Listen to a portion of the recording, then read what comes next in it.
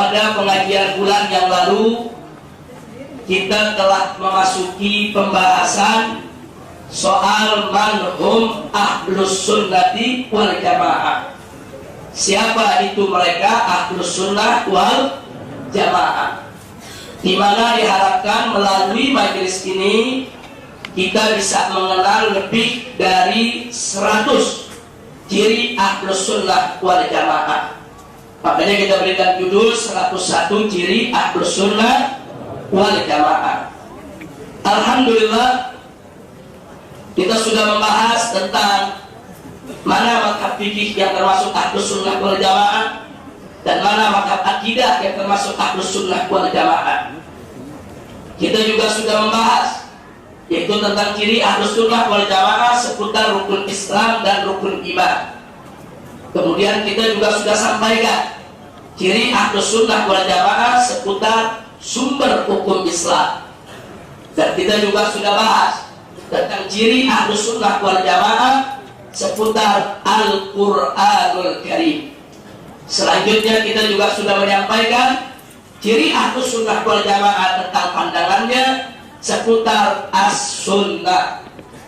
Dan kemudian kita juga sudah bahas yaitu ciri ahlus sunnah wal jamaah seputar akidah.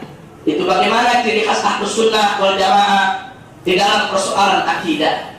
Nah, kemudian kita juga sudah bahas yaitu ciri ahlus sunnah wal jamaah seputar ahlul bait Nabi kita Sayyiduna Muhammad sallallahu alaihi wasallam. Kita pun juga sudah membahas ciri ahlus sunnah wal jamaah, bagaimana pandangan spesialnya khususnya seputar para sahabat Nabi yang mulia radhiyallahu taala anhum ajma'in. Nah, kemudian terakhir kita juga sudah membahas seputar konflik di antara sahabat. Nah, itu sampai ke ciri ahlus sunnah wal jamaah yang ke-52. Hari ini kita masuk yang berikutnya, yaitu ciri ahlus sunnah wal jamaah seputar konteks sahabat. Kita sudah bahas ini semua, ini yang terakhir. Sekarang kita masuk pelajaran hari ini, ciri ahlus sunnah wal jamaah seputar Imam Mahdi. Jadi ahlus sunnah wal jamaah punya pandangan khusus yaitu tentang Imam Mahdi, dan ini menjadi ciri untuk kita mengenal bahwa pendapat tersebut berasal dari ahlus sunnah atau bukan. Yang pertama, ini merupakan ciri ahlus sunnah yang ke-53, sepakat semua ahlus sunnah wal jamaah tanpa ada satupun perbedaan bahwa semua ahlus sunnah wal jamaah yakin dan percaya akan kedatangan Imam Mahdi. Tidak ada satupun dari kalangan ahlus sunnah yang menolak tentang kepastian kedatangan Imam Mahdi. Jadi kalau ada kelompok yang tidak yakin dan tidak percaya dengan datangnya Imam Mahdi, dia bukan ahlus sunnah wal jamaah. Jadi Imam Mahdi ini kedatangannya sudah diberitakan oleh Nabi kita Sayyiduna Muhammad sallallahu alaihi wasallam melalui hadis-hadis mutawatir, hadis yang disampaikan oleh para sahabat, tabi'in, tabi'in dalam jumlah yang banyak sampai kepada kita, sehingga tidak pantas lagi untuk diragukan kesahihannya karena derajatnya sudah mencapai tingkat tawatur. Nah, kemudian yang kedua, masih soal Imam Mahdi. Yang menjadi keyakinan ahlus sunnah adalah sepakat bahwa Imam Mahdi merupakan dzurriyyah Nabi kita Sayyiduna Muhammad sallallahu alaihi wasallam. Dan ini sekaligus menjadi bukti sebagaimana tadi disinggung oleh Al-Ustaz Al-Habib Ali bin Hasan, yaitu Al-Bahar, bahwa keturunan Nabi kita alaihi salatu wassalam tidak akan terputus sampai hari ini, saudara. Nah, salah satu buktinya adalah ini, di mana Imam Mahdi nanti akan datang dari dzurriyyah Nabi. Jadi kalau ada yang mengatakan dzurriyyah Nabi sudah terputus, Kalau ada mengatakan hari ini sudah tidak ada lagi zuriat Nabi, lalu dari mana itu Imam Mahdi datangnya? Sementara berdasarkan keyakinan Ahlus Sunnah wal Jamaah yang bersumber dari hadis-hadis yang sahih bahwa Imam Mahdi adalah keturunan daripada Sayyidatina Fatimah Zahra radhiyallahu taala anha yang merupakan putri kesayangan Nabi kita Sayyiduna Muhammad sallallahu alaihi wasallam. Dan dari sini kita tahu kalau ada kelompok-kelompok yang mengakui seseorang sebagai Imam Mahdi padahal yang bersangkutan bukan zuriyah Nabi.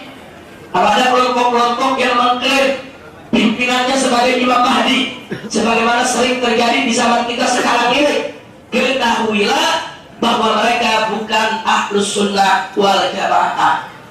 Jadi Imam Mahdi tidak akan datang dari keturunan yang lain kecuali dari keturunan Nabi kita Sayyiduna Muhammad sallallahu alaihi wasallam. Nah, kemudian yang ketiga, masih soal Imam Mahdi. Bahwa Imam Mahdi, Nabi mengabarkan ismuhu ismi, kata Nabi. Nama Imam, kata Nabi, nama Imam Mahdi itu sama dengan namaku. Nama Nabi kita adalah Sayyiduna Muhammad. Berarti Imam Mahdi juga bernama Muhammad. Dan kemudian selanjutnya ciri Ahlus Sunnah seputar Imam Mahdi yang keempat, yang merupakan ciri Ahlus Sunnah wal Jamaah yang ke-56, bahwa Imam Mahdi pasti akan memimpin dunia. Karena begitulah hadis yang akan berkali-kali. Imam Mahdi itu akan memimpin dunia, akan menegakkan khilafah. Ini suatu kepastian, merupakan dalailun nubuwah. Ini merupakan bagian daripada bukti kenabian Nabi kita Sayyidina Muhammad sallallahu alaihi wasallam yang akan terbukti di kemudian hari. Manakala Imam Mahdi itu datang, dia akan melakukan tugasnya sebagaimana sudah ditetapkan oleh Allah Subhanahu wa taala, dan dia pasti akan memimpin dunia. Karena dalam satu hadis tegas Nabi mengatakan, akan datang dari keturunanku yang akan memimpin dunia dan memenuhi dunia dengan keadilan. Dia akan memimpin dunia Islam. Jadi semua umat Islam akan disatukan. Pada saat Imam Mahdi ini muncul, saudara, umat Islam dari berbagai macam kalangan semua akan bersatu, berjuang di bawah pancinya, insya Allah. Yang kelima, masih seputar Imam Mahdi. Imam Mahdi bukan hanya akan memimpin dunia, kata Nabi, akan memenuhi dunia dengan keadilan. Jadi kalau di kemudian hari ada sosok pemimpin, dia memimpin dunia, mengaku Imam Mahdi, tapi yang bersangkutan berbuat zalim, berbuat jahat, berbuat munkar, melanggar daripada ketentuan Allah dan Rasulnya, ketahuilah kalau yang bersangkutan adalah Imam Mahdi palsu. Imam Mahdi yang asli adalah keturunan Nabi, bernama Muhammad, memimpin dunia dan memimpin dengan keadilan. Adapun yang keenam, beriring dengan itu, bahwa Imam Mahdi nanti akan menegakkan khilafah dan menerapkan syariat Islam. Makanya kalau saya ditanya, apakah khilafah akan tegak, apakah syariat Islam itu akan berlaku, saya berani menjawab, khilafah pasti akan tegak, syariat pasti akan berlaku di atas muka bumi. Belum kenapa saya berani katakan pasti? Karena yang mengabarkan Nabi, Allah sudah katakan dalam Al-Quran, faqala ta'ala, wa ma yantiqu 'anil hawa in huwa illa wahyu yuha. Tidaklah Nabi Muhammad sallallahu alaihi wasallam itu mengucapkan sesuatu dari hawa nafsunya, melainkan apa yang beliau sampaikan, yang beliau ucapkan merupakan wahyu yang diwahyukan oleh Allah kepadanya. Jadi kalau ini sudah merupakan bagian dari wahyu Allah, maka itu merupakan suatu kepastian. Jadi khilafah pasti akan tegak, cepat atau lambat.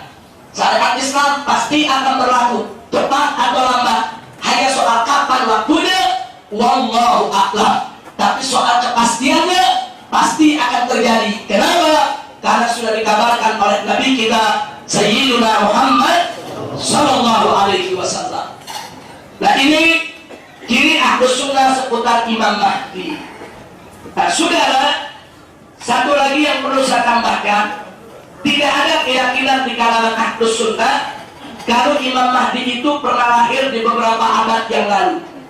Nah ini sekedar untuk membedakan. Karena di kalangan mazhab Syiah umpamanya, mereka meyakini Imam Mahdi itu sudah lahir, yaitu imam yang ke-12 dari mereka. Hanya semasa kecil, saat imam ini hilang, diletakkan, ditempatkan oleh Allah di suatu tempat entah di mana, yang nanti di akhir zaman akan dikembalikan oleh Allah ke dunia. Dan ini keyakinan semacam ini di tengah masyarakat memang ada. Ini adalah keyakinan dari kalangan mazhab Syiah. Nah tentunya di sini saya tidak jadikan majelis ini untuk memperdebatkan perbedaan-perbedaan pendapat semacam ini. Saya hanya ingin memaparkan mana yang menjadi keyakinan Ahlus Sunnah wal Jamaah. Jadi kalau keyakinan ada mengatakan bahwa Imam Mahdi adalah imam yang ke-12, sudah lahir, sekarang disimpan oleh Allah di satu tempat, nanti akan diturunkan, didatangkan oleh Allah untuk memimpin umat manusia, itu bukan pendapat Ahlus Sunnah wal Jamaah. Nah, ini saya perlu tekankan, tanpa harus kita memperdebatkan itu keyakinan daripada kalangan orang-orang Syiah, itu hak mereka untuk berkeyakinan. Kita boleh saja untuk mendiskusikannya dalam mengeluarkan argumentasi, tapi dengan tetap menjaga akhlak dialog, etika dialog, tidak mudah saling mengkafirkan atau saling menyesatkan. Nah, saya di sini hanya ingin memaparkan inilah ciri Ahlus Sunnah wal Jamaah yang berkaitan dengan Imam Mahdi. Nah, karena itu di sini saya ingin ingatkan, andai kata di antara kita besok ada yang mengalami datangnya Imam Mahdi dan Anda lihat cirinya percis seperti yang disampaikan oleh Nabi melalui hadis-hadisnya, jangan Anda pernah ragu untuk membaiatnya. Sampai-sampai Nabi sudah kasih kabar, kalau kalian hidup mendapatkan Imam Mahdi datang, walaupun kalian harus merangkak, datang, temui, berikan baiat. Jadi jangan ragu-ragu. Kalau suatu sama, entah kita yang mengalami, anak kita atau cucu kita, berikan amanat kepada mereka. Kalau suatu saat bertemu dengan Imam Mahdi sesuai dengan ciri yang sudah disampaikan oleh Nabi, dari segi namanya, dari segi keadilannya, dari segi keturunannya, dari segi kepemimpinannya, dan ciri-ciri yang lainnya, walaupun harus merangkak, temui, berikan baiat. Kalau ingin selamat dunia akhirat, berikan baiat kepada Imam Mahdi, karena dia imam terakhir yang diutus oleh Allah Subhanahu wa Ta'ala untuk memimpin umat manusia. Jadi mereka yang tidak mau memberikan baiatnya, yang tidak mau memberikan sumpah setianya, yang tidak mau ikut kepada Imam Mahdi, berarti mereka tidak ikut kepada ajaran Nabi kita Sayyidina Muhammad Sallallahu Alaihi Wasallam. Ini yang perlu saya sampaikan sudah. Jadi saya ingatkan semua, termasuk organisasi yang saya pimpin, Front Pembela Islam, ini hanya sekian banyak, ini hanya setetes dari sekian banyak jalan untuk mencoba membuka jalan bagi kedatangan Imam Mahdi yang kita cintai, saudara. Artinya, kalau Imam Mahdi sudah datang, tidak ada organisasi, tidak ada mazhab, tidak ada firqah, semuanya harus ikut kepada Imam Mahdi, saudara. Tidak ada FPI, tidak ada NU, tidak ada Muhammadiyah.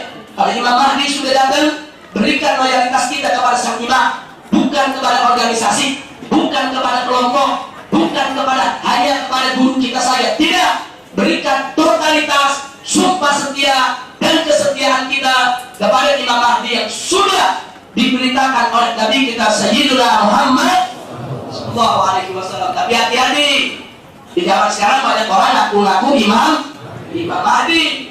Sudah, jangankan yang bukan turunan Nabi, yang turunan Nabi saja nggak bisa seenaknya ngaku Imam Mahdi, sudah. Sekarang kadang-kadang yang keturunannya nggak jelas ngaku Imam Mahdi.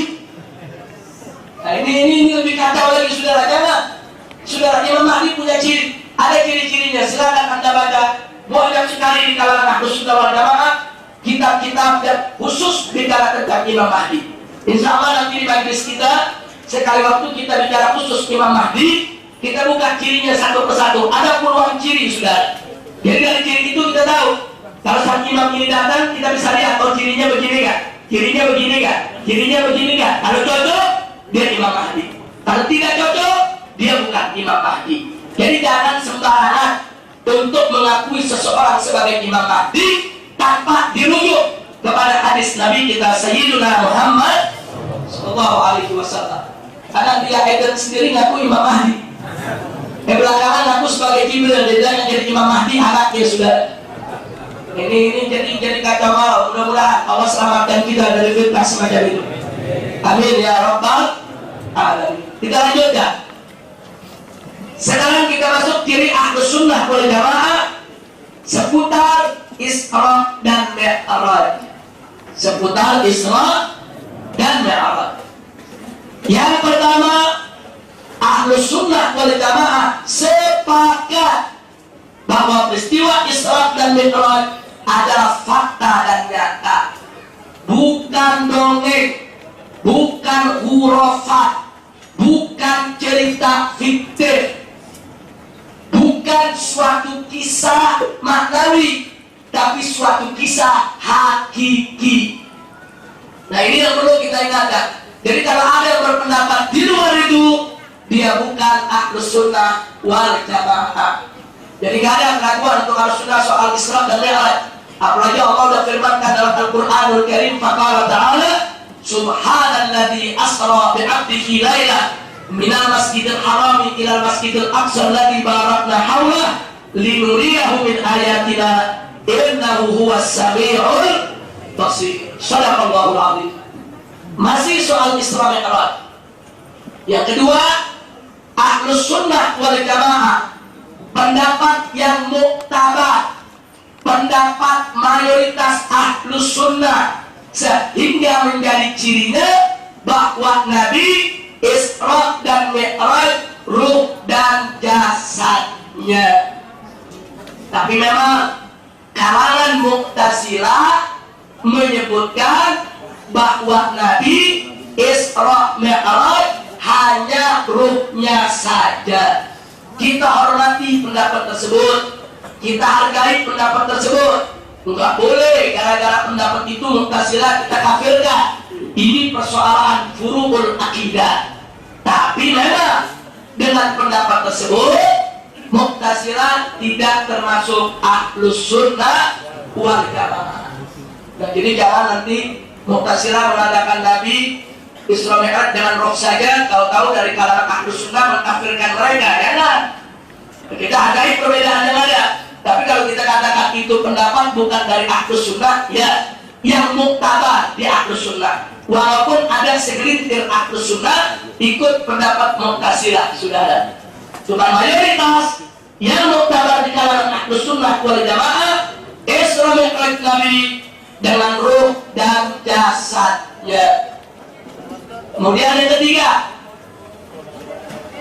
ada aneka pendapat di bulan apa Nabi Isra Mi'raj. Ada yang mengatakan Nabi Isra Mi'raj di bulan Ramadan. Ada yang mengatakan Nabi Isra Mi'raj di bulan Syawal. Ada yang mengatakan Nabi Isra Mi'raj di bulan Muharram. Nah, ini banyak aneka perbedaan. Tapi yang muktabar, yang mayoritas dipegang oleh Ahlus Sunnah wal Jamaah, minal masyriq ilal maghrib, semua hampir sepakat Isra Mi'raj Nabi terjadi di bulan Rajab yang mulia. Ini ciri Ahlus Sunnah wal Jamaah. Jadi kita sudah paham bagaimana arah pemikiran daripada Ahlus Sunnah wal Jamaah. Itu merupakan ciri yang ke-61. Kemudian yang berikutnya masih soal Isra Mi'raj. Sepakat Ahlus Sunnah wal Jamaah bahwa dalam peristiwa Isra dan Mi'raj Nabi mendapatkan karunia besar dari Allah, yaitu dalam mendapatkan nikmat ru'yatullah, melihat Allah. Hanya saja Ahlus Sunnah wal Jamaah berbeda. Apakah melihatnya dengan pandangan mujarradah atau dengan pandangan hati? Wallahu a'lam. Yang jelas mereka sepakat bahwa Nabi melihat Allah Subhanahu wa ta'ala. Ini pendapat yang muktabar di Ahlus Sunnah. Tapi di kalangan Mu'tazilah, lagi-lagi mereka mengatakan bahwa Nabi tidak melihat Allah. Mereka punya pandangan dalam soal akidah. Itu pendapat Mu'tazilah. Jadi kalau Anda mengatakan sedemikian rupa, dia tidak mewakili pendapat mayoritas daripada Ahlus Sunnah wal Jamaah. Baik, yang kelima seputar Isra Mi'raj. Sepakat Ahlus Sunnah wal Jamaah bahwa dalam peristiwa Isra dan Mi'raj benar ada perintah sholat untuk pertama kali adalah 50 waktu, yang kemudian melalui proses permohonan Nabi kepada Allah akhirnya menjadi 5 waktu. Ini Ahlus Sunnah yang berbeda semua, sudah. Dari sini perlu saya jelaskan sedikit, karena ini ada protes, ada kritik luar biasa soal ini, dan kritik tersebut sangat kita hargai, sangat kita hormati, dan kita bisa memaklumi alur pikirnya. Jadi dari kalangan saudara-saudara Muslim kita, ada yang mengatakan ini peristiwa tidak mungkin, sebab dalam hadis Bukhari, Muslim, dan hadis-hadis Ahlus Sunnah diceritakan waktu Nabi menerima perintah 50 waktu sholat, kemudian Nabi turun, bertemulah dengan Nabi Musa alaihissalam yang menanyakan tentang apa yang didapat dari Allah. Begitu Nabi Muhammad SAW menyampaikan bahwa dapat perintah 50 waktu sholat, kemudian Nabi Musa alaihissalam memberikan pandangannya, di mana Nabi Musa menyampaikan, ya Muhammad, umatku ini jasmaninya lebih kuat daripada umatmu, badannya lebih besar, tenaganya lebih kuat, fisiknya itu lebih kuat, tidak mampu untuk sholat 50 waktu. Bagaimana dengan umatmu? Karena itu mintalah keringanan. Nah, sebetulnya ketika itu, saudara, Nabi tidak berani minta keringanan, karena apa-apa sudah diputuskan oleh Allah dan tidak boleh ditawar. Apa-apa sudah diputuskan oleh Allah, ketetapan hukum Allah tidak boleh dikompromikan. Sam'an wa ta'ah. Karena itu sebelum Nabi menerima saran daripada Nabi Musa, Nabi memandang malaikat Jibril alaihissalam. Dengan pandangannya tadi Nabi bertanya, ini udah final belum? Ini masih boleh nggak diminta keringanan?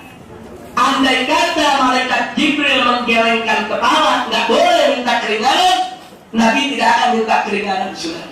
Karena putusan yang sudah final dari Allah, seperti sekarang, hukum minuman keras itu haram, hukum sholat 5 waktu yang ada dalam Al-Quran, udah nggak boleh kita rubah, sudah final.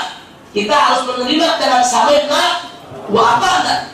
Nah, karena itu Nabi ketika itu beliau memandang ke Jibril, bagaimana? Akhirnya apa dikatakan oleh Jibril kepada Nabi? Irji insya, kau boleh kembali kalau kau mau. Berarti apa? Berarti belum final, berarti masih boleh minta keringanan kepada Allah. Itulah yang menyebabkan Nabi akhirnya diantar oleh Jibril untuk minta keringanan. Akhirnya diringankan, dikurangkan 5 waktu, jadi 45. Begitu turun ketemu lagi Nabi Musa. Nabi Musa tanyakan lagi, Nabi menyampaikan kabar gembira, sudah dikurangi 5. Kata Nabi Musa, masih tidak bakal kuat kalau punya umat, minta lagi. Nah, kali ini Nabi nggak langsung menerima begitu saja syarat. Tanya lagi ke Jibril, apa masih boleh? Coba kalau sudah final, nggak boleh, saudara. Nah, kali ini Jibril lagi-lagi menjawab, irji insya, baik kalau kau mau. Nah, itu terjadi sampai 9 kali. Setiap minta keringanan dikurangi 5. 9 kali minta keringanan dikurangi 45, sisanya menjadi 5. Nah, setelah 5, Nabi Musa masih suruh minta keringanan lagi, sudah. Akhirnya Nabi alaihissalatu wassalam mengatakan kepada Musa, ini astahyi min rabbik, aku malu kepada Tuhanku. Ini udah dikasih 5, udah luar biasa, udah cukup. Nabi nggak mau minta keringanan lagi, sudah. Nah, jadi artinya 5 itu sudah final. Nah, kalau sudah final, kita menerimanya sekarang ini harus sami'na wa ata'na. Tidak ada tawar-menawar lagi, sudah. Nah, ini ceritanya seperti itu. Nah, kemudian ada yang protes. Kata mereka, ini hadis nggak masuk di akal. Pertama, Sebab Allah itu kan maha tahu kalau umat Nabi Muhammad nggak mampu sholat 50 waktu. Allah maha tahu, tapi dalam cerita seolah-olah Allah nggak tahu. Yang tahu Nabi Musa. Apa iya Nabi Musa lebih pintar dari Allah? Ini ceritanya masuk di akal kata mereka. Jadi nggak ada itu cerita 50 jadi 5. Allah tahu umat Nabi nggak mampu sholat 50 waktu.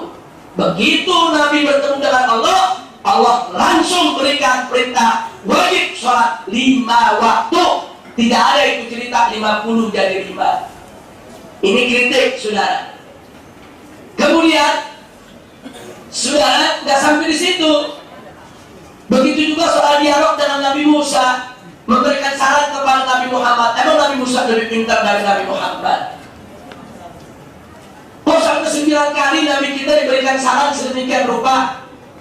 Ini gak masuk di akal. Menurut mereka, jangan-jangan ini Israiliyat yang ingin meninggikan kedudukan Nabi Musa di atas Nabi Muhammad SAW. Dan kemudian yang berikutnya lagi bagi mereka lagi yang gak masuk di akal. Masa syariat pakai ditawar-tawar? Ini bukan lagi dagang tawar-menawar syariat. Nah, kritik-kritik semacam ini ada, bukan tidak ada. Nah, memang kritik tersebut lebih banyak mengandalkan logika, menggunakan akal dan nalar. Nah, sekarang bagaimana menurut Ahlus Sunnah wal Jamaah untuk menjawab itu semua? Saudara, kalau kita hanya berpegang kepada logika saja, akal saja, nalar saja, memang betul apa dikatakan oleh para pengkritik tadi. Tapi yang jadi masalah, kita tidak hanya berpegang kepada akal, nalar, dan logika, tapi kita juga membaca mangkulah riwayat-riwayat yang datang yang memang diceritakan langsung oleh Nabi. Nah, kalau hadisnya sudah sahih, memang Nabi bercerita semacam itu, nggak boleh dong kita tolak. Itu kan cerita Nabi. Kalau kita katakan itu tidak benar, apa Nabi berbohong? Persoalannya hadis ini sahih, sanadnya sahih, sampai kepada kita sahih. Tidak ada di dalam sanadnya yang meragukan tentang kejadian tersebut, sehingga bisa dipastikan bahwa itu cerita memang betul datang dari mulut Nabi kita Muhammad SAW. Nah, kalau memang sudah kita pastikan cerita itu datang dari mulut Nabi, wajib kita terima. Tidak boleh kita tolak. Itu dulu yang pertama. Dan lalu bagaimana dengan kritikan tadi? Sudah. Kalau soal mau pakai logika, ternyata kalau kita sabar saja sedikit, kita bisa jawab dengan logika, saudara. Allah Maha tahu kalau umat Nabi Muhammad tidak mampu sholat 50 waktu. Kami yakin, kami beriman Allah Maha tahu, bukan Allah tidak tahu. Lalu kalau Allah sudah tahu begitu, kenapa pakai dikasih 50 dulu baru dia? Jawabnya, di sini Allah ingin menunjukkan kerahimannya. Allah ingin memamerkan kebaikannya. Allah ingin tunjukkan betapa rahimnya Allah, betapa karimnya Allah. Allah berikan 50, Allah turunkan jadi 5, supaya seluruh hamba-hambanya melihat betapa karimnya Allah, betapa rahimnya Allah, betapa pengasihnya Allah, betapa penyayangnya Allah. Dari kewajiban yang begitu berat, Allah kurangi sampai begitu ringan, saudara. Alhamdulillah. Jadi bukan Allah nggak tahu. Nah, kalau bicara tentang Allah membanggakan kebesarannya, silakan baca Al-Quran. Berapa banyak dalam Al-Quranul Karim Allah menunjukkan kebesarannya. Kalau Allah bercerita, siapa menurunkan air dari langit, siapa yang menumbuhkan tanaman dari bumi, Allah sampaikan dengan penuh kebesaran, penuh kemuliaan, penuh keagungan. Karena memang salah satu nama Allah adalah Al-Mutakabbir. Itu Al-Mutakabbir itu nama cuma pantas bagi Allah, yang lain tidak boleh, saudara. Kalau manusia mutakabbir, dosa. Tapi kalau Allah nama-namanya mutakabbir, artinya mutakabbir, Allah tunjukkan kebesarannya depan semua hambanya. Allah tunjukkan kerahimannya, kelembutannya, kedermawanannya, dan seterusnya. Jadi yang pertama, kenapa dari 50 jadi 5? Apakah karena Allah tidak tahu umat Nabi ini Tidak mampu 50, bukan. 50 jadi 5 karena Allah ingin memamerkan kelahirannya, kedermawanannya, kebaikannya kepada hamba-hambanya, yaitu umat Nabi Muhammad Sallallahu Alaihi Wasallam. Yang kedua, dengan 50 jadi 5, saudara, itu menjadi pendidikan dari Allah untuk umat Nabi Muhammad. Dalam rangka apa? Untuk menumbuhkan rasa syukurnya, supaya manusia ini bersyukur. Kalau manusia langsung dikasih 5, nggak pakai 50 dia langsung 5. Jangan-jangan manusia banyak mengeluh, ya Allah 5 berat bener, kenapa bukan 1? Tapi kalau dia ingat ceritanya 5 dia mau protes, astagfirullah, untung 5, coba 50.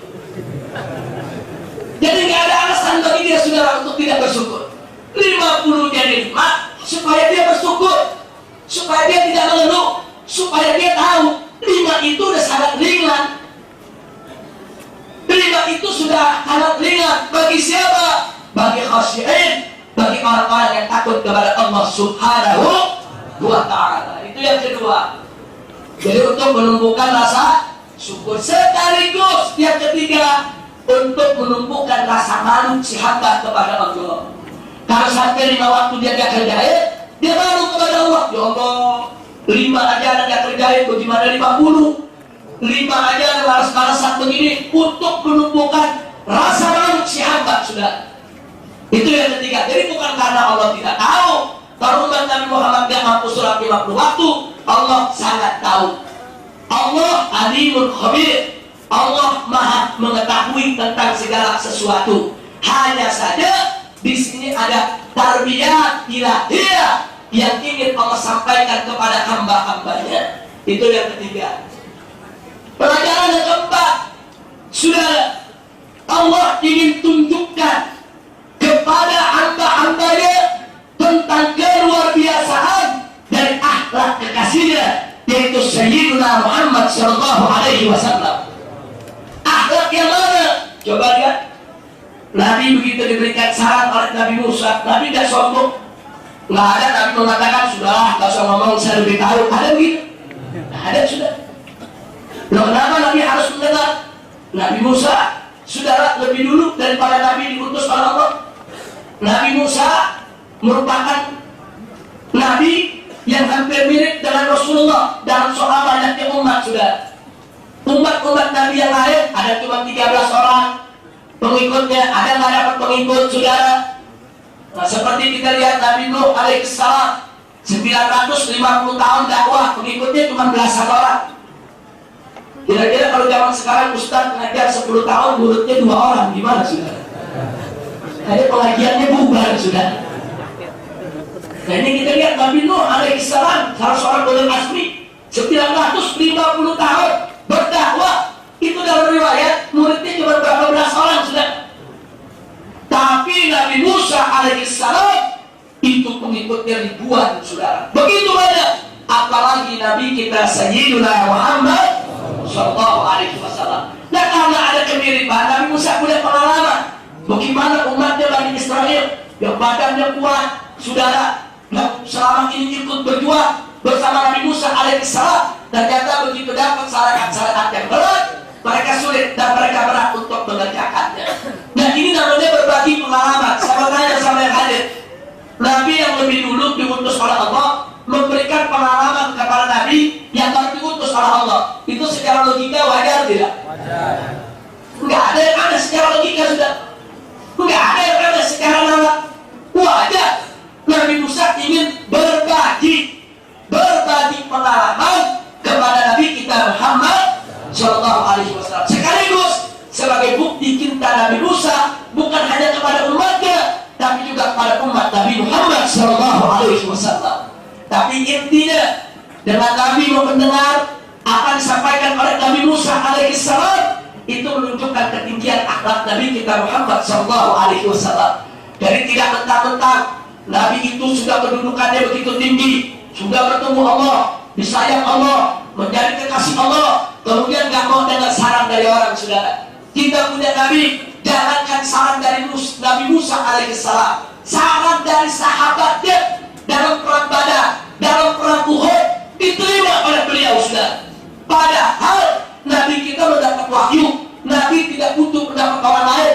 Nabi kita mendapat wahyu. Nabi tidak butuh musyawarah dengan siapapun. Tapi sungguh pun begitu, Nabi tetap melaksanakan musyawarah. Nabi tetap mendengarkan saran-saran dari para sahabat dan kerabatnya. Inilah kemuliaan dan ketinggian serta keagungan akhlak Nabi kita Sayyidina Muhammad Sallallahu Alaihi Wasallam. Yang kelima, untuk membela nasib umatnya, Nabi rela 9 kali pulang pergi, pulang balik, minta keringanan kepada Allah.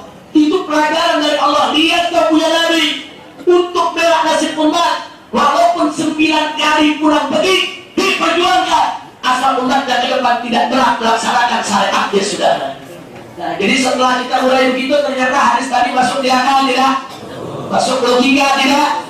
Nah, jadi kita terima kasih kepada kritik-kritik yang mengatakan ini tidak masuk di akal, yang mengatakan hadis ini sulit diterima. Nah, bagi kami ini masuk di akal, ini masuk di logika, dan ini masuk di nalar, dan ini sesuai dengan apa yang sudah diceritakan oleh Nabi. Untuk tidak boleh lagi kita tolak kebenarannya. Alhamdulillah. Kira-kira sampai di sini jelas tidak ini semua? Alhamdulillahirabbil alamin. Nah, itulah berkenaan dengan ciri Ahlus Sunnah wal Jamaah seputar Isra dan Mi'raj. Sudah 64 ciri. Sekarang mari kita lihat ciri Ahlus Sunnah wal Jamaah seputar Toharo. Toharo itu bersuci atau kesucian. Yang pertama, Ahlus Sunnah wal Jamaah sepakat bahwa babi haram dan najis, tidak ada perbedaan. Lalu bagaimana dengan anjing? Ahlus Sunnah wal Jamaah sepakat anjing itu haram, sedangkan najisnya hanya ada qaulun tsats minal Malikiyah. Ada satu pendapat yang menyimpang dari Ahlus Sunnah, di mana Imam Malik mazhabnya mengatakan bahwa anjing itu walaupun moncongnya, saudara, air liurnya kalau dia menjilat daripada berjalan kita, Nabi suruh kita bersihkan. Tapi sebagian dari Malikiyah mengatakan itu tidak menjadi dalil kalau anjing itu najis. Jadi mereka mengatakan itu hanya taqarruban, ta'abbudan, untuk membersihkannya, tapi bukan berarti itu najis. Ini supaya kita tahu ada pendapat semacam ini dalam mazhab Imam Malik. Tapi secara umum yang muktabar indah Ahlus Sunnah wal Jamaah bahwa babi dan anjing haram dan najis. Jadi kalau ada mengatakan babi tidak najis, dia bukan Ahlus Sunnah. Kalau ada mengatakan anjing tidak haram, dia bukan Ahlus Sunnah. Karena saya dengar ada satu pengajian di daerah Jawa Tengah beberapa waktu yang lalu memberikan fatwa bahwa daging anjing tidak haram di mana.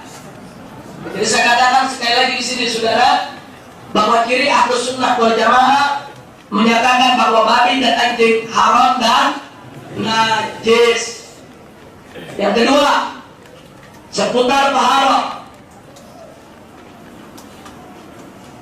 Sepakat Ahlus Sunnah wal Jamaah bahwa boleh istinja dalam batu, baik untuk buang air kecil maupun buang air besar. Ahlus Sunnah sepakat buang air besar atau buang air kecil, istinja dengan batu boleh, walaupun yang afdal tetap dengan air. Jadi kalau ada kelompok yang mengatakan istinja tidak boleh dengan batu, harus dengan air, wajib dengan air, nggak boleh dengan batu, dalam buang air besar maupun buang air kecil, atau dia punya pendapat kalau buang air besar boleh pakai batu, buang air kecil tidak boleh pakai batu, itu semua bukan pendapat Ahlus Sunnah wal Jamaah. Ahlus Sunnah wal Jamaah sepakat boleh istinja dengan batu, baik dalam buang air kecil maupun dalam buang air besar. Nggak ada Ahlus Sunnah berbeda soal itu. Itulah ciri Ahlus Sunnah wal Jamaah seputar taharah. Ciri yang ke-66. Yang berikutnya masih soal taharah. sepakat Ahlus Sunnah wal Jamaah, setiap muslim boleh memakai khuf dan boleh toharo dengan mengusap di atas khuf. Saudara, khuf itu maksudnya sepatu kulit yang menutup seluruh bagian kaki dari mulai telapak kaki sampai mata kaki. Dibuat dari bahan yang tidak tembus air, dibuat dari bahan yang memungkinkan untuk dibawa musafir panjang, dibuat dari bahan yang memang ditujukan sebagai sepatu. Kalau ada orang ambil wudhu sempurna, setelah ambil wudhu dia pakai itu sepatu. Setelah dia pakai itu sepatu, tahu-tahu wudhunya batal. Nanti dia mau sholat, dia mau wudhu lagi, maka sepatunya tidak perlu dibuka. Yang lain wudhu seperti biasa, nanti begitu cuci kaki cukup diusap saja sepatunya. Itu Ahlus Sunnah wal Jamaah, semangat, boleh. Nah, tapi kalau dalam kalangan mazhab Syiah tidak boleh, saudara. Jadi nggak ada itu. Makanya kadang-kadang yang lucunya ada Ahlus Sunnah sama Syiah kalau lagi ribut masalah khuf dijadiin akidah, sudah. Bilang pokoknya kalau pakai khuf Ahlus Sunnah, kalau nggak pakai khuf Syiah. Ini masalah khuf bukan akidah, ini persoalan fikih. Betul, ini ciri Ahlus Sunnah, tapi jangan dijadikan akidah. Artinya dijadikan akidah gara-gara orang mengatakan nggak ada itu khuf, langsung kita kafirkan. Jangan. Ini persoalan fikih, bukan persoalan akidah. Cuma di sini bukan tujuan saya untuk mengkritik mazhab lain yang menolak khuf, tapi tujuan saya di sini untuk memperkenalkan apa dan bagaimana pandangan Ahlus Sunnah wal Jamaah terhadap persoalan khuf. Semangat. Imam Abu Hanifah, Imam Malik, Imam Syafi'i, Imam Ahmad, Imam Auza'i, Imam Thawri, semua sepakat bahwa khuf dibolehkan, yaitu wudhu dengan menggunakan khuf dan cukup mengusap di atas khuf, tidak perlu dibuka lagi. Ya, tapi ada cara-caranya, ada ciri-cirinya, ada syarat-syaratnya, dan seterusnya.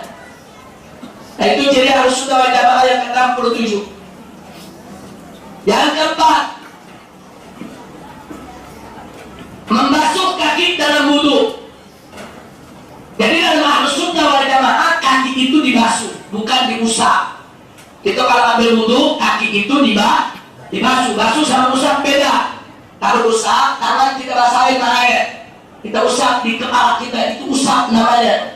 Kalau basuh, kita ambil dengan gayung, atau tangan kita jadiin gayung, saudara, kita siram, kemudian kita bilas, itu namanya basuh.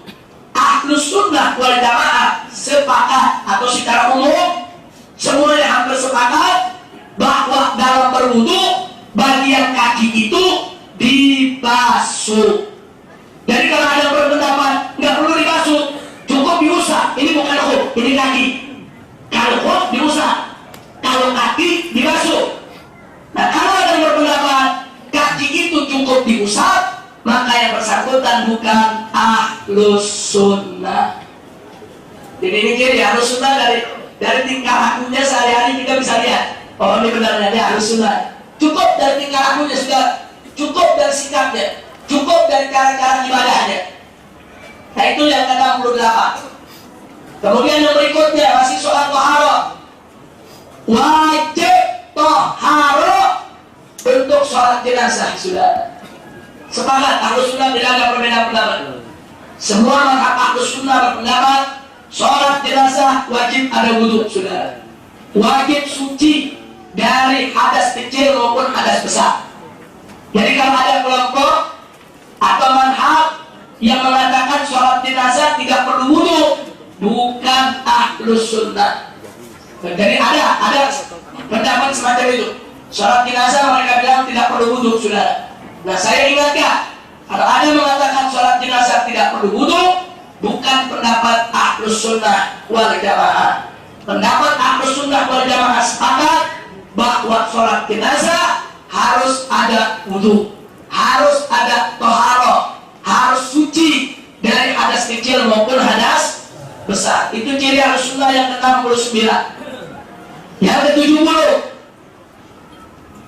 Ahlus sepakat bagi orang yang memandikan mayit disunnahkan untuk mandi. Jadi bagi orang yang memandikan mayit, beres mandiin disunahkan dia mandi sudah.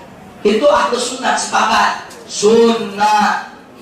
Jadi kalau ada mengatakan nggak perlu, nggak ada itu sunnahnya, nggak disyariatkan itu, dia bukan ahlus sunnah sudah.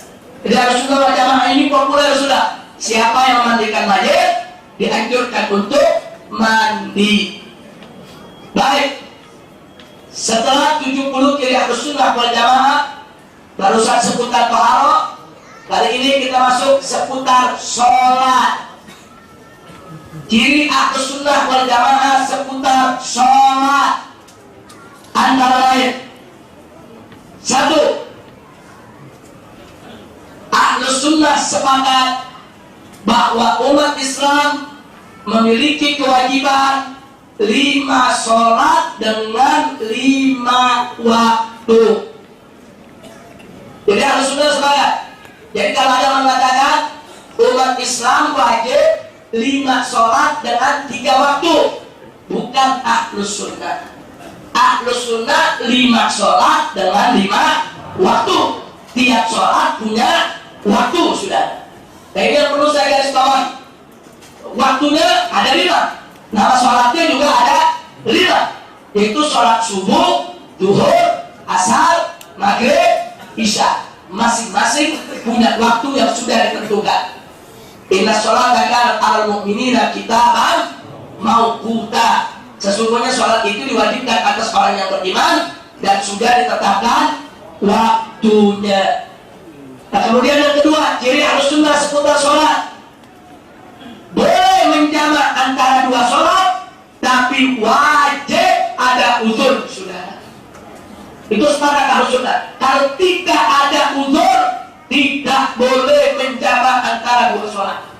Ya, ahlus sunnah berbeda pendapat soal uzurnya. Kalau soal uzurnya, ahlus sunnah berbeda pendapat. Ada mengatakan uzurnya cuma musafir, ada yang mengatakan uzurnya musafir dan sakit, ada juga yang mengatakan uzurnya musafir, sakit, dan kalau hujan lebat bagi mereka yang biasa sholat berjamaah di masjid.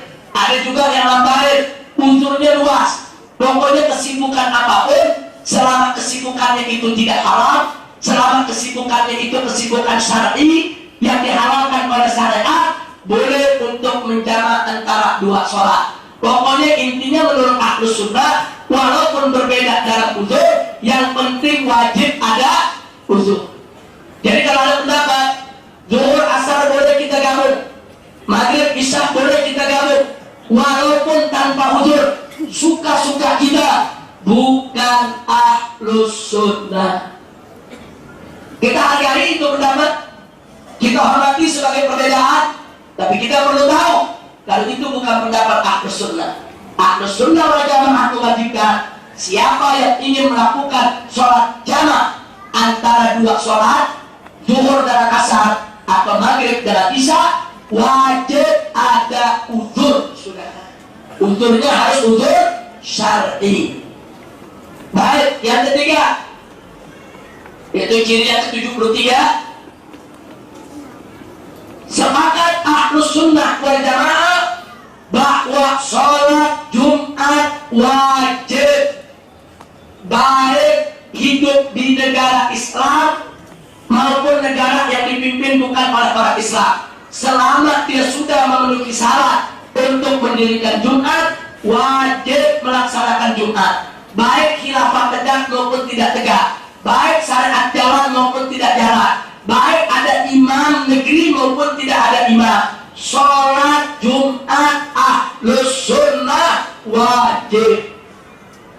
Nah, jadi kalau ada yang mengatakan sholat Jumat gak wajib, kalau Indonesia belum jadi negara Islam, kalau belum ada imam gak wajib, bukan ahlus sunnah.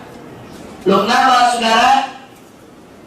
Sebab kalau kita pelajari daripada imam-imam ahlul bait, seperti putra daripada Sayyidatina Fatimah Zahra radhiyallahu taala anha, seperti Sayyidina Hasan, Sayyidina Husain, saat mereka hidup, mereka tetap melaksanakan sholat Jumat Walaupun yang jadi khalifah saudara seperti Yazid itu sudah menyimpang daripada ajaran.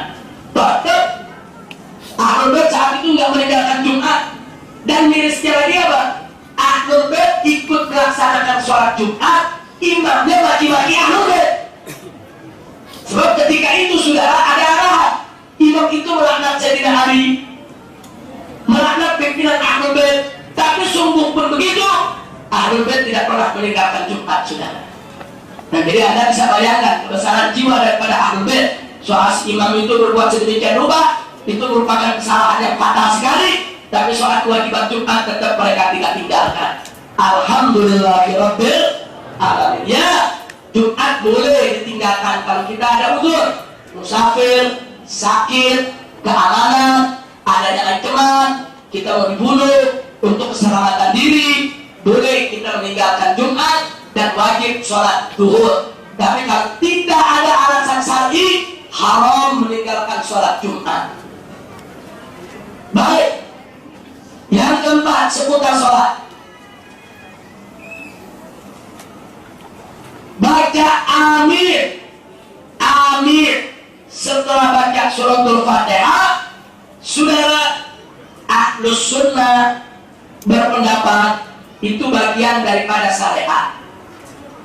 Kalau sholat jahar seperti maghrib, isya, subuh, jamaahnya membaca amin, itu memang disyariatkan. Tapi ada madhab di luar Ahlus Sunnah mengatakan kalau baca amin sholatnya batal, saudara. Nah di sini saya ingatkan, jadi yang berpendapat begitu bukan Ahlus Sunnah. Kalau Ahlus Sunnah batal atau sunnah itu? Sunnah. Kalau dianjurkan baca amin, termasuk dalam sholat sir, masing-masing membaca Fatihah, ya masing-masing baca amin. Setelah baca Fatihahnya, dalam sholat jahar, aminnya dijaharkan bersama, saudara, dengan para makmum. Baik, yang berikutnya, kiri Ahlus Sunnah wal Jamaah seputar sholat. Sujud boleh di tanah atau selainnya. Jadi kalau Ahlus Sunnah mau sujud di tanah boleh, mau sujud di ubin boleh, mau sujud di karpet boleh, mau sujud di rumput boleh. Yang penting tempat sujud itu suci, dan tempat sujud itu bukan makanan. Sujud di atas kue nggak boleh. Jadi artinya selain itu silakan. Tapi dalam madhab lain diwajibkan sujud itu harus di tanah atau sesuatu yang terbuat dari tanah. Jadi kalau di karpet nggak boleh, di tikar tidak boleh. Tapi kalau di tanah memang diwajibkan oleh mereka harus di atas tanah. Ini bukan soal akidah, ini soal fikih. Biarkan ulama berbeda pendapat. Tidak perlu kita saling mengkafirkan. Kita hanya perlu mengenal dan untuk kita amalkan bahwa Ahlus Sunnah boleh untuk sujud di tanah maupun selain tanah, saudara. Jadi kita sholat sujud di atas karpet sah, di atas tikar sah, di atas rumput sah, selama tempat sujud kita suci. Baik, yang keenam, ciri Ahlus Sunnah. Ini penting. Sebentar lagi kita masuk ke Ramadan. Sepakat ulama 4 madhab, Imam Abu Hanifah, Imam Malik, Imam Syafi'i dan Imam Ahmad, bahwa dalam bulan Ramadan ada sholat tarawih. Jadi kalau ada madhab mengatakan sholat tarawih tidak ada, bukan Ahlus Sunnah. Ahlus Sunnah sepakat sholat tarawih ada. Enggak sampai di situ, Ahlus Sunnah juga sepakat Imam 4 madhab bahwa sholat tarawih disunnahkan 20 rakaat. 20 rakaat itu bukan wajib, sunnah. Jadi kalau ada mau kerjain 8, boleh. Ada mau kerjain kurang dari 20, boleh. Bahkan dalam madhab Imam Malik, mereka kerjakan 36 rakaat. Lebih juga boleh. Tapi yang ideal, Ahlus Sunnah sepakat sholat tarawih adalah 20 rakaat. Kalau ada yang ngotot, nggak ada tuh sholat tarawih 20 rakaat, dia bukan Ahlus Sunnah. Kalau dia sholat tarawih 8 rakaat, silakan. Tapi jangan ngotot bilang 20 bukan bagian daripada ajaran Islam, saudara. Nah jadi harus dibedakan. Jadi kalau Ahlus Sunnah mau sholat tarawih 8 rakaat, boleh tidak? Mau 20 rakaat, bagus. Mau 36 rakaat boleh, tidak ada masalah. Mau 1000 rakaat kalau sanggup, Insya Allah. Nah, jadi saya bicara yang umum saja. Ahlus Sunnah wal Jamaah sepakat, satu, bahwa di bulan Ramadan ada sholat tarawih. Dua, sholat tarawih jumlahnya adalah 20 rakaat. Baik, sampai di sini kita sudah kenalan dengan 76 ciri Ahlus Sunnah wal Jamaah. Berikutnya, ciri Ahlus Sunnah wal Jamaah masih seputar sholat, yaitu sunnah atau boleh sedekap dalam sholat. Tahu sedekap? Tangan kanan ditaruh di atas tangan kiri, ada yang ditaruh di dada, ada yang ditaruh di bawah dada, yaitu di antara pusar dengan diafragma, dan seterusnya. Ahlus Sunnah wal Jamaah sepakat bahwa sedekap itu kalau dalam mazhab Imam Syafi'i sunnah. Sementara dalam mazhab Abu Hanifah atau Malik, saudara, sunnah mereka tidak sedekap. Tapi kalau sedekap boleh, enggak membatalkan sholat. Tapi ada mazhab di luar Ahlus Sunnah mengatakan sedekap dalam sholat batal. Jadi kalau yang mengatakan batal berarti bukan Ahlus Sunnah. Jadi sholat sedekap dalam sholat sepakat Ahlus Sunnah justru itu dianjurkan, bukan membatalkan sholat. Yang kedelapan, Ahlus Sunnah sepakat tidak boleh lewat depan orang yang sholat, saudara. Haram. Sampai-sampai Nabi pernah menyampaikan, saudara, sampai-sampai Nabi pernah menyampaikan, kalau kita tahu berat dosanya melalui orang yang sedang sholat, dia akan sudi untuk menunggu berapa tahun pun untuk tidak melewati orang yang sedang sholat, saudara.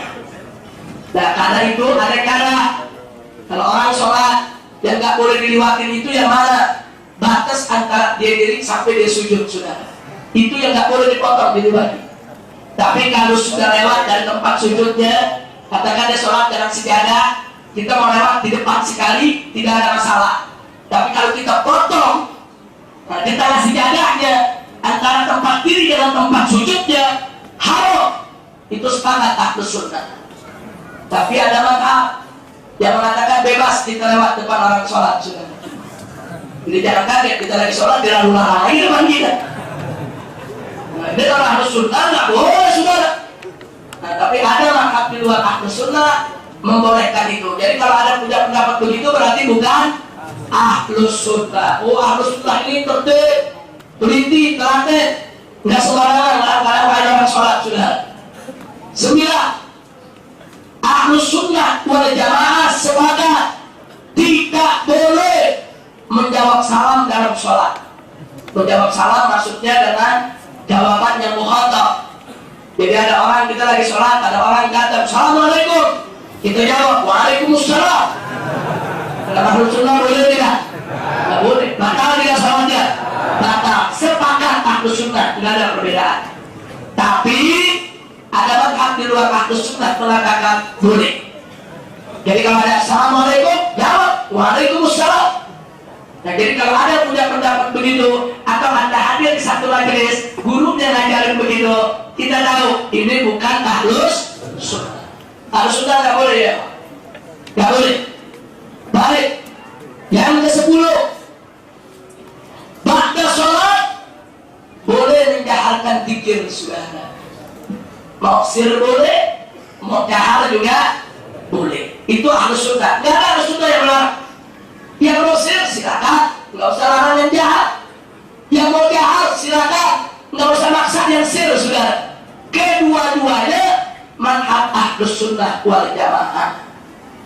Nah, kemudian saudara, masih soal itu, Ahlus Sunnah wal Jamaah juga tidak melarang untuk zikir berjamaah. Jadi kalau ada rotok zikir berjamaah tidak boleh, bid'ah, musyrik, masuk neraka. Ini bukan Ahlus Sunnah, saudara. Jadi Ahlus Sunnah mau sendiri-sendiri boleh, mau berjamaah boleh, mau sir boleh, mau jahar boleh.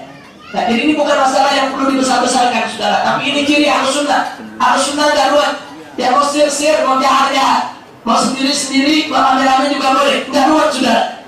Nah, jadi sekali lagi inilah ciri Ahlus Sunnah wal Jamaah. Yang berikutnya yang ke-82, Ahlus Sunnah wal Jamaah sepakat angkat tangan dalam berdoa sunnah.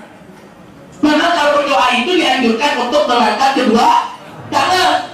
Makanya Imam Suyuti melarang sebuah kitab Fadlul Wi'a, yaitu satu kitab di mana beliau karang dia kumpulkan puluhan hadis yang menunjukkan bagaimana Nabi dan para sahabat ketika berdoa mereka mengangkat kedua tangannya, saudara. Jadi mengangkat kedua tangan pada saat berdoa itu merupakan sunnah Nabi kita Muhammad Sallallahu Alaihi Wasallam. Kira-kira sampai di sini jelas tidak? Alhamdulillah. Sekarang seputar usrah. Usrah itu maksudnya keluarga. Seputar usrah ciri Ahlus Sunnah wal Jamaah. Perhatikan baik-baik. Ciri yang ke-83. Dalam warisan ada asobah, sudah ada. Sepakat Ahlus Sunnah. Jadi asobah itu adalah ahli waris yang mengambil sisa harta. Setelah dibagi-bagi kepada dawil furud, ada sisa, itu diambil oleh asobah. Nah, ada mazhab mengatakan asobah tidak ada. Jadi kalau ada ilmu waris diajarkan kepada kita tanpa ada asobah, bukan Ahlus Sunnah. Ahlus Sunnah sepakat bahwa dalam warisan ada asobah. Ya ahlan sahlan, tafadhal Ustaz, tafadhal. Ahlan sahlan, ya marhaban. Bil Habib al Ahdan. Ya. Masyaallah.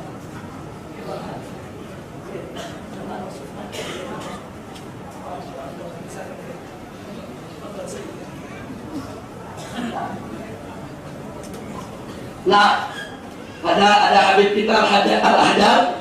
Beliau salah seorang guru besar di Madrasah As-Salatiyah, yaitu yang ada di Makkah Al-Mukarramah.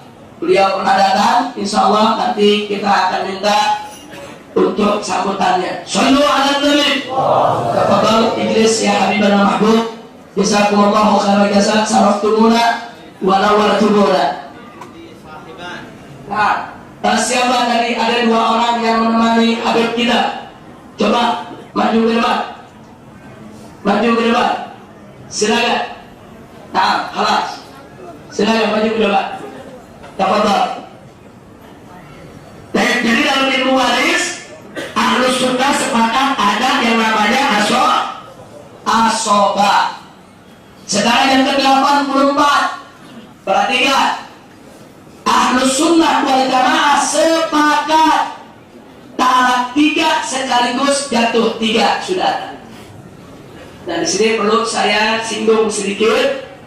Dalam madhab Al-Imam Ja'far As-Sadiq radhiyallahu ta'ala anhu, itu disebutkan talak 3 hanya jatuh 1, karena setiap talak ada iddahnya. Jadi kalau ditalak 3 sekaligus tidak jatuh 3. Dan ini yang diikuti oleh madhab Syiah. Tapi kalau madhab Ahlus Sunnah wal Jamaah sepakat talak 3 jatuh 3. Nah, ada yang menarik. Ternyata dari kalangan ulama Ahlus Sunnah ada sependapat dengan Syiah, yaitu Syekhul Islam Ibn Taimiyah. Syekhul Islam Ibn Taimiyah rahimahullah ta'ala wa ra'ahu wa arda, beliau berpendapat sama dengan pendapat Syiah bahwa talak 3 sekaligus jatuh tetap 1. Nah, walaupun Syekhul Islam Ibn Taimiyah berasal dari Ahlus Sunnah wal Jamaah, tapi pendapatnya dalam soal ini tidak mewakili Ahlus Sunnah wal Jamaah. Ahlus Sunnah wal Jamaah semua mazhab sepakat talak 3 jatuh 3. Nah, itu yang perlu saya sampaikan supaya kita tahu pendapat Ahlus Sunnah, supaya kita tidak gampang untuk campur aduk mazhab, saudara. Tapi kita hargai, wajib kita hargai perbedaan pendapat semacam itu. Baik, yang ketiga, sepakat Ahlus Sunnah wal Jamaah nikah mut'ah hukumnya haram. Tidak ada ulama Ahlus Sunnah wal Jamaah yang menghalalkan nikah mut'ah, saudara. Nikah mut'ah itu kawin kontrak. kawin dengan akad muakkad, kawin dengan akad yang ditentukan waktunya untuk sebulan, 2 bulan, lebih atau kurang dari itu, dengan mahar tertentu. Nikah mut'ah dalam Ahlus Sunnah wal Jamaah hukumnya haram. Nikahul mut'ah inda Ahlus Sunnah wal Jamaah muharram. Jadi tidak ada Ahlus Sunnah yang mengatakan itu boleh, saudara. Nah, ini yang perlu saya ingatkan. Jadi supaya kita tahu bahwa Ahlus Sunnah sepakat tentang nikah mut'ah tidak boleh, karena nikah mut'ah ini pertama, saudara, bertentangan dengan tujuan pernikahan itu sendiri. Karena tujuan pernikahan itu agar ada mawaddah warahmah, keharmonisan sakinah dalam rumah tangga yang sifatnya abadiyah, bukan sifatnya muakkadah. Dan nikah mut'ah bagi Ahlus Sunnah wal Jamaah itu merendahkan derajat kaum wanita. Karena bagi Ahlus Sunnah wal Jamaah nikah mut'ah itu tidak beda seperti perempuan menyewakan kemaluannya untuk beberapa waktu, saudara. Jadi Ahlus Sunnah menolak dengan keras haram nikah mut'ah, yaitu bagi umat Islam dimanapun mereka berada, saudara. Kalaupun ada fatwa dari kalangan Ahlus Sunnah yang mengatakan nikah mut'ah itu boleh, hanya dalam situasi sangat darurat. Kalau darurat, sebagaimana kita tahu, ad-darurat tubihul mahdzurah. Dan kita tidak bicara soal kedaruratan. Dalam kondisi normal, nikah mut'ah hukumnya haram. Baik, jadi kalau Anda mengatakan nikah mut'ah halal, Ahlus Sunnah bukan? Bukan. Baik, yang berikutnya, memadu 2 mahram haram. Saudara, di dalam Al-Quran dilarang kita memadu antara kakak dengan adik. Al-jam' bainal ukhtain. Jadi kita madu, kakaknya kita kawinin, masih belum dikerit, masih hidup, masih ada di samping kita kawin lagi sama adiknya. Haram. Sepakat Ahlus Sunnah, tidak ada perbedaan, saudara. Bahkan bukan itu saja, dalam hadis dilarang untuk kita memadu seorang perempuan dengan ammatiha atau khalatiha. Jadi kita kawin dengan seorang perempuan, belum kita cerai, masih hidup, kita kawin sama bibinya, atau kita kawin sama keponakannya. Haram, tidak boleh, saudara. Dan ini di Indonesia ada kejadian. Ada beberapa tokoh di Indonesia. Waktu itu saya lihat, bahkan mewakili ormas Islam di Palembang, saudara. Nah, itu punya istri macam itu, adik kakak dikawinkan sekaligus. Jadi saya ingatkan, kalau ada yang melakukan itu, walaupun dia mengaku Ahlus Sunnah wal Jamaah, dia bukan Ahlus Sunnah. Ahlus Sunnah mengharamkan memadu antara 2 mahram, saudara. Al-jam'u bainal mahramain haram, bendeka. Nah, yang berikutnya, batas maksimal poligami hanya 4. Sepakat Ahlus Sunnah wal Jamaah. Nah, tapi ada kelompok lain, dia menafsirkan lain. Allah berfirman dalam Al-Quran, faqala ta'ala, "Fankihu ma tabalakum minan nisa matna wa thulas wa ruba'." Ahlus Sunnah menafsirkan, nikahilah olehmu perempuan-perempuan yang kamu suka, 2 atau 3, boleh juga 4. Nah, itu tafsir Ahlus Sunnah. Tapi ada yang lain bilang enggak. Di situ kan disebut makna, bukan itsnain. Kalau itsnain 2.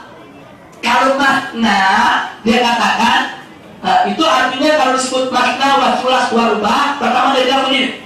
Itu di situ enggak pakai au, pakai wawu. Nikahilah olehmu 2 dan 3 dan 4. Karena pakai wawu, karena dan, maka ditambah 2 tambah 3 berapa? 5 tambah 4, jadi boleh yang 9. Ini mazhabnya yang subur ini. Nah, ini mazhabnya yang subur. Ada lagi yang mengatakan nggak begitu. Kalau makna waktu las waruba artinya kelipatan. Makna maksudnya 2 kali 2 berapa? Sulas maksudnya 3 kali 3 9. Berubah maksudnya 4 kali 4 16. Jadi boleh poligami sampai 16. Jadi kalau ada mazhab yang mengatakan begitu, bukan Ahlus Sunnah wal Jamaah. Poligami dalam Ahlus Sunnah wal Jamaah maksimal batasnya hanya sampai 4. Kira-kira jelas tidak?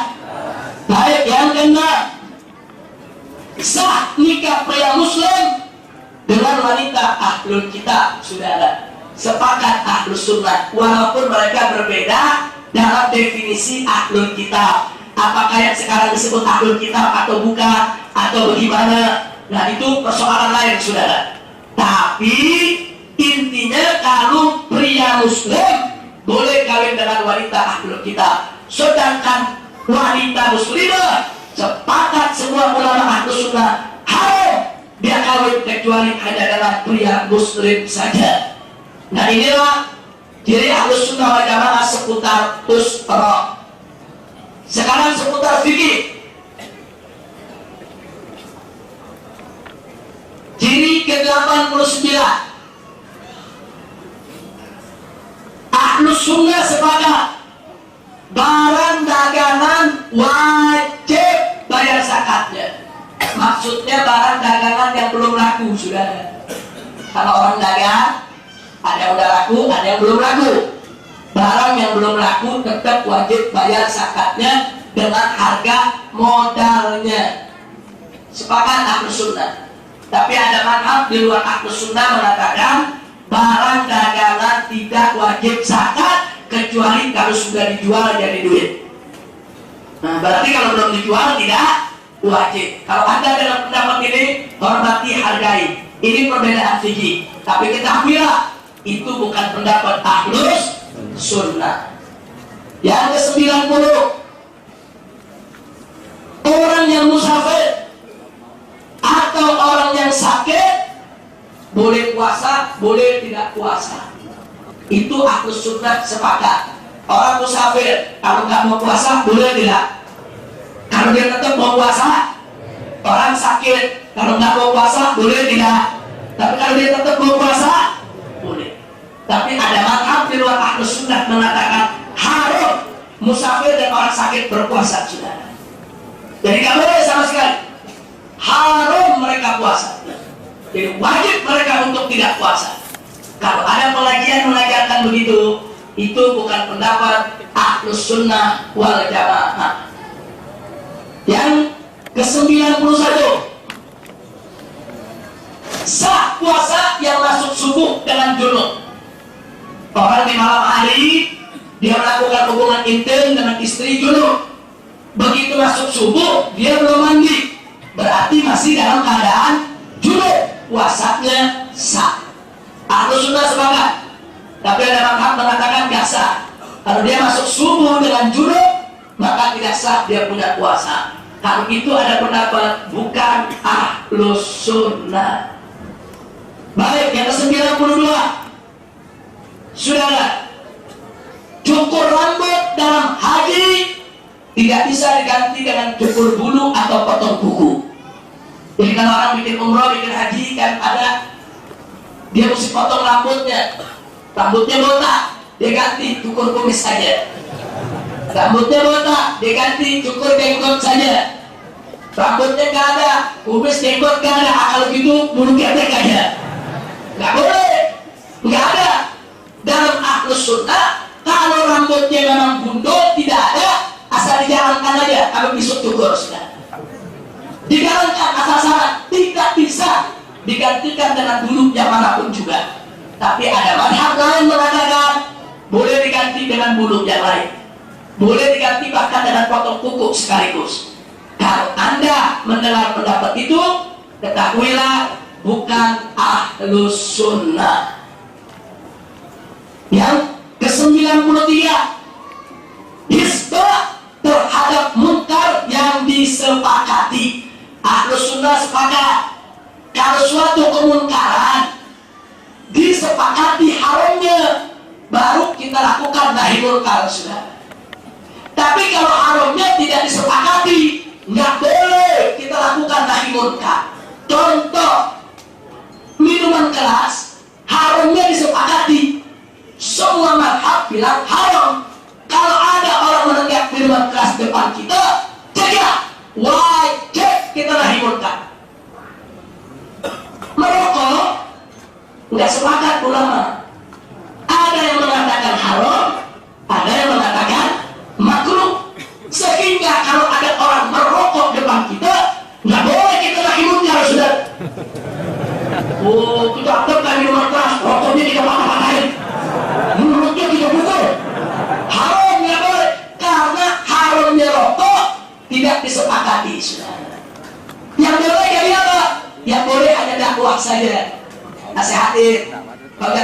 ngomong rokok itu merusak, rokok itu bisa mendatangkan penyakit.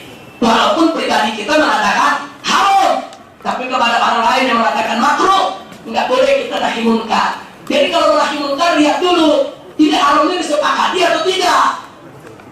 Nah, makanya ada saudara-saudara kita dari kalangan salafi umpamanya, dia melihat zikir berjamaah dengan suara jahar setelah sholat itu adalah munkar, sehingga begitu ada orang habis sholat zikir berjamaah dia langsung berdiri, langsung nahi munkar. Sudah, wah ini haram, ini nggak boleh, ini kemungkaran, saya wajib mencegahnya. Betul, mencegah kemungkaran itu wajib, tapi kemungkaran orang yang berzikir berjamaah dengan suara jahar setelah sholat, saya tanya, itu disepakati tidak? Enggak. Salafi mengatakan munkar, karena Syafi'iyah mengatakan mustahab, sunnah. Dan kalau yang satu bilang munkar haram, yang satu bilang sunnah, nggak boleh kita lagi munkar. Rokok saja nggak ada yang bilang sunnah. Sudah ada yang bilang rokok sunnah. Rokok ada aja bilang haram atau makruh. Yang makruh saja nggak boleh kita lagi munkar. Sudah, bolehnya hanya sampai dakwah. Itu sikap Ahlus Sunnah. Jadi kalau mau mencegah kemungkaran, lihat dulu itu disepakati atau tidak. Kalau tidak disepakati, jangan sembarangan nahi munkar. Yang ke-94, boleh melawan sultan yang zalim. Sepakat Ahlus Sunnah wal Jamaah, sultan yang zalim boleh dilawan. Bahkan Nabi mengatakan dengan tegas, saudara, bahwa mengucapkan kalimatul haq amama sultanil ja'ir, di depan sultan yang zalim, yang ja'ir, itu merupakan afdalul jihad. Nah, jadi nggak ada perbedaan. Jadi kalau ada mengatakan nggak boleh kita protes pemerintah, nggak boleh kita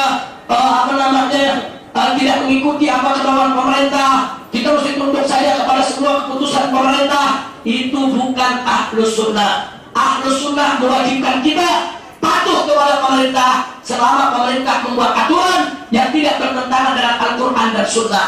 Wajib kita patuh.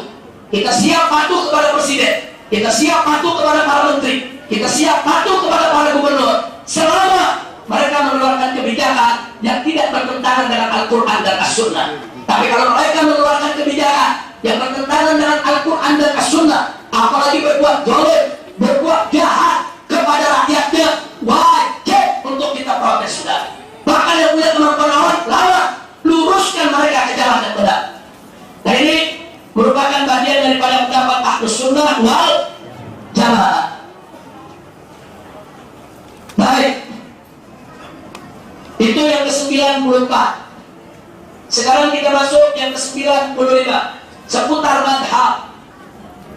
Ahlus Sunnah wal Jamaah sepakat mengakui eksistensi madhab yang ada. Sudah ada madhab Hanafi, ada madhab Syafi'i, ada madhab Hambali, ada madhab Maliki.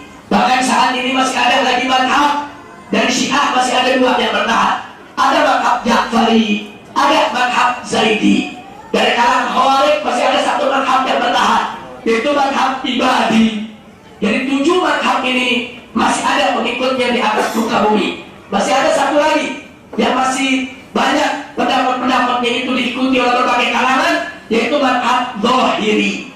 Jadi ada 8 madhab di tengah-tengah umat Islam yang saat ini diikuti oleh kaum muslimin, dan madhab-madhab tersebut diakui eksistensinya oleh Ahlus Sunnah. Walaupun Ahlus Sunnah belum tentu sepakat dengan pendapat mereka, saudara, tapi untuk menghormati, Ahlus Sunnah mengakui eksistensi madhab-madhab yang ada. 96, Ahlus Sunnah sangat menghormati perbedaan madhab. Nggak ada Ahlus Sunnah mengajarkan perang antar madhab. Yang mengajarkan perang antar madhab bukan Ahlus Sunnah. Antar madhab mesti dialog, duduk, diskusi, silakan adu argumentasi, saudara. Antar madhab tidak boleh saling menyesatkan, saling mengkafirkan, apalagi saling membunuh satu sama lainnya. Haram. Jadi Ahlus Sunnah nggak ada ajaran kita ribut antar madhab sudah. Tapi Ahlus Sunnah mewajibkan kita berpegang teguh kepada akidah Ahlus Sunnah wal Jamaah yang 97. Madhab bukan firqah, saudara. Jadi madhab itu jangan kita anggap agama baru. Oh, ini agamanya agama Syafi'i, ini agama Maliki, ini agama Hanafi. Enggak begitu. Mereka semua satu firqah Ahlus Sunnah, dan mereka semua satu agama, yaitu dinul Islam. Madhab bukan agama, madhab bukan firqah, madhab hanya perbedaan metodologi di dalam menggali hukum dari Al-Quran dan As-Sunnah. Nah, kemudian ada tempat. Kalau secara akumulatif yang ke-98, Ahlus Sunnah wal Jamaah sekarang, saudara, sepakat para fuqahanya boleh berimam kepada madhab yang lain, saudara. Jadi madhab Syafi'i sholat berjamaah imamnya Hanafi, yang Hanafi sholat imamnya Hambali, boleh, dan sholatnya sah. Terus ada nanya, lalu gimana? Kita madhab Syafi'i punya wudhu, karena istri kan batal. Kita bermakmum kepada madhab Hanafi, dia habis ambil wudhu, dia kolek bininya, jadi imam. Nah, bagaimana sholat kita? Saudara, sholat si imam sah, wudhu dia tidak batal sesuai dengan keyakinan dia, saudara. Jadi kalau kita sholat di belakang dia, jangan kita bilang wudhu dia batal. Wudhu dia batal menurut madhab kita, menurut madhab dia tidak batal.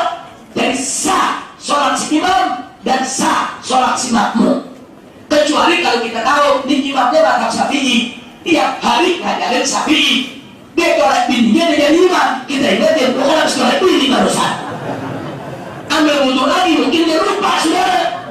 Karena kita tahu dia madhab Syafi'i, kalau dia langsung jadi imam maka tidak sah. Kenapa? Karena wudhunya barusan batal, ya teman. Nah, jadi nilailah seseorang sesuai dengan keyakinannya.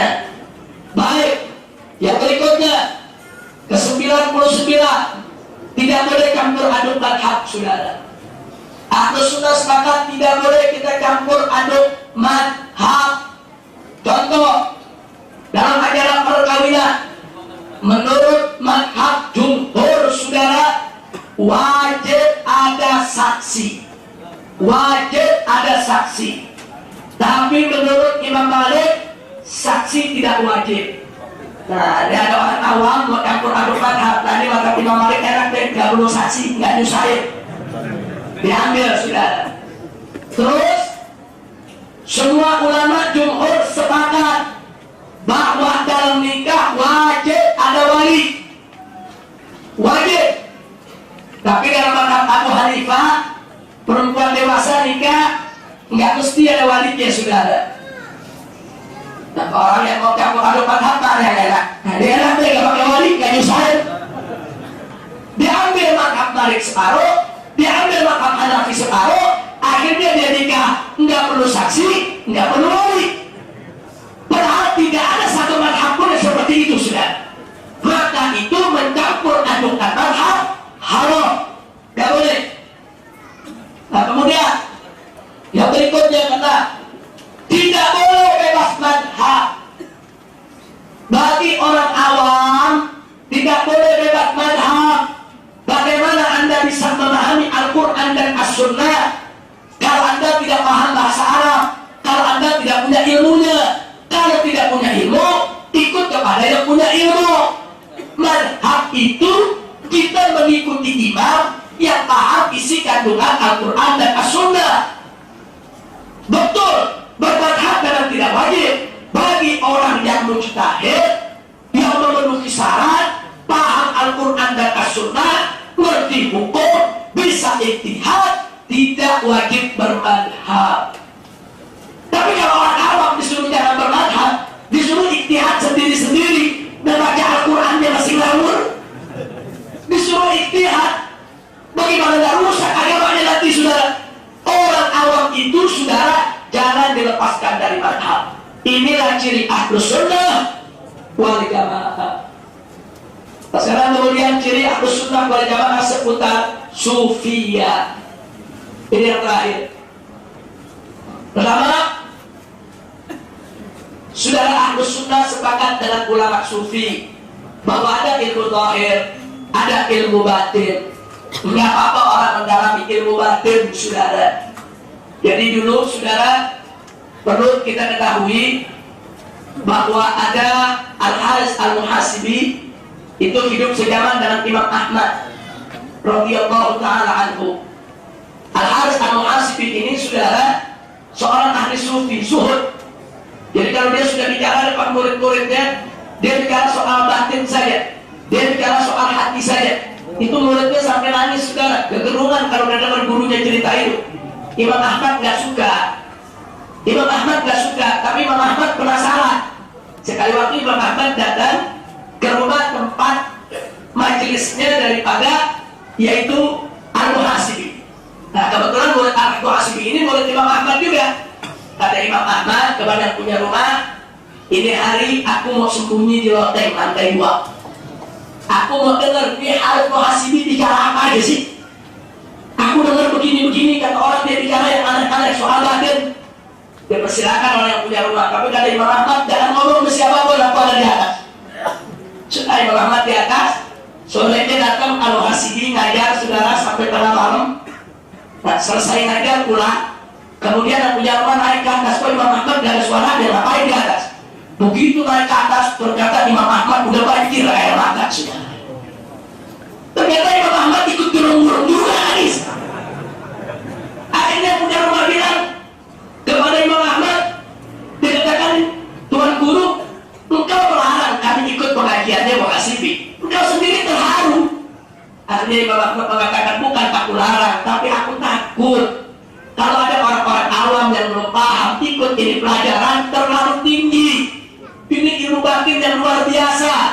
Nah inilah sikap Ahlus Sunnah. Kita nggak diharapkan untuk bicara yang dalam tentang ilmu hati, ilmu batin, saudara. Selama tidak menyimpang daripada Al-Quran dan As-Sunnah. Nah sebagai tambahan, Ahlus Sunnah wal Jamaah semuanya percaya adanya karamah aulia. Jadi kalau ada mengatakan keramat wali nggak ada, bukan Ahlus Sunnah. Kemudian yang ketiga, Ahlus Sunnah wal Jamaah juga sepakat bahwa para wali ada yang diberikan oleh Allah ilmu mukasyafah. Itu Allah berikan sedikit tetesan ilmu kepada bersangkutan. Kadang-kadang dia bisa bicara tentang sesuatu yang akan terjadi sebagai karomahnya. Itu tidak terjadi kecuali dengan izin Allah. Ahlus Sunnah percaya mukasyafah itu ada sudah. Nah kemudian yang berikutnya, Ahlus Sunnah mengakui eksistensi sufi. Jadi tidak ada Ahlus Sunnah mengatakan sufi semua kafir, semua sesat.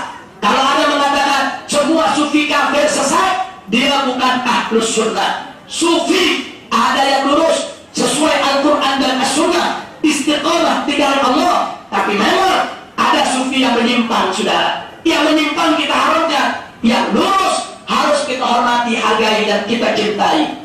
Nah kemudian masih soal sufi, Ahlus Sunnah sepakat sufi yang manapun wajib sejalan dengan syariat, saudara. Jadi tidak ada sufi yang tidak sejalan dengan syariat. Dan yang terakhir adalah saudara bahwa Ahlus Sunnah sepakat menolak aliran-aliran sufi yang menyimpang, yang tidak mengikuti Al-Quran dan hadis. Alhamdulillahirabbil alamin. Nah sampai di sinilah pelajaran kita tentang ciri-ciri Ahlus Sunnah wal Jamaah.